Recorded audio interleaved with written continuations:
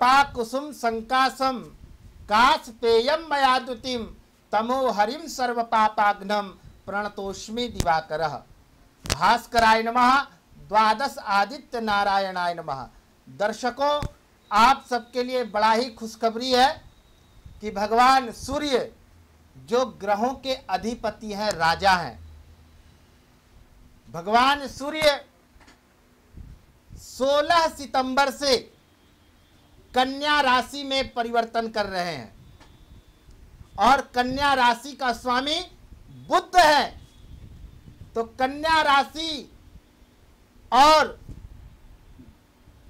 धनु राशि, मकर राशि, वृक्ष राशि और मिथुन राशियों के लिए बड़ा ही सौगात लेकर के आ रहे हैं भगवान सूर्य। उनके जीवन में धन धान्य की बरसात होने वाली है। जीवन में खुशियां ही खुशियां लेकर के आने वाले हैं। 16 सितंबर से उनका जीवन आनंद ही आनंद होने वाला है, क्योंकि ग्रहों के अधिपति राजा सूर्य कन्या राशि में परिवर्तन कर रहे हैं और यह 17 अक्टूबर तक यह शुभ योग बन रहा है।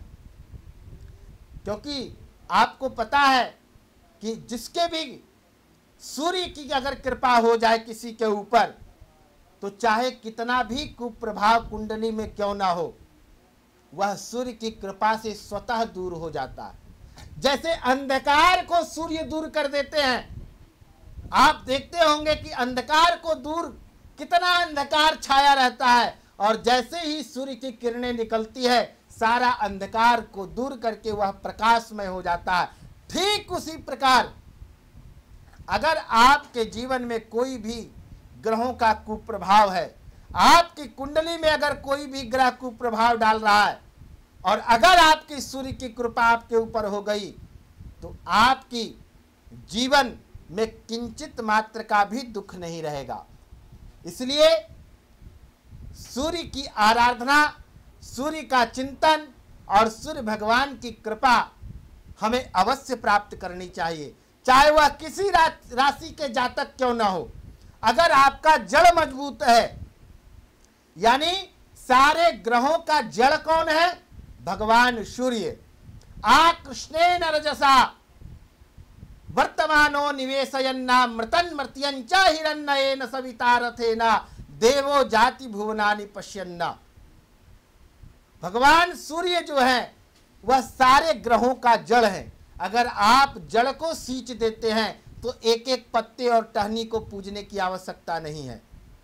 तो आप 16 सितंबर से जो कन्या राशि में परिवर्तन कर रहे हैं भगवान सूर्य, आप कुछ ज्यादा न करके तो कम से कम डेली भगवान सूर्य नारायण को अर्घ्य प्रदान करें। जल ले और उसमें थोड़ी सी रोली मिला करके और भगवान सूर्य नारायण को अर्घ्य दें। और अगर आपको कोई मंत्र आता है तो ठीक है, अगर नहीं तो मैं आपको बड़ा ही चमत्कारिक और बीज मंत्र बता रहा हूं भगवान सूर्य नारायण का। ओम घृणी सूर्याय नमः। इस मंत्र को 11 बार बोल करके भगवान सूर्य नारायण को अर्घ्य प्रदान करें। और हो सके तो रविवार का फास्ट करें। उस दिन सिर्फ नमक नहीं खाना है, बाकी आप कुछ भी खा सकते हैं। और आदित्य हृदय स्तोत्र का पाठ करें।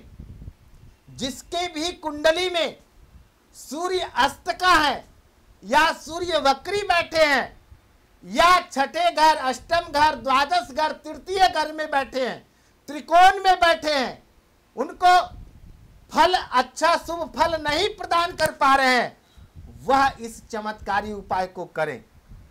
किसी को राजनीतिक के उच्च शिखरों को प्राप्त करना है, किसी को नौकरी में पदोन्नति चाहिए, बहुत प्रयत्न परिश्रम कर लिया, उसके बावजूद भी अगर नहीं मिल पा रही है, तो इस उपाय को करके देखें आप, आपकी किस्मत बदल जाएगी।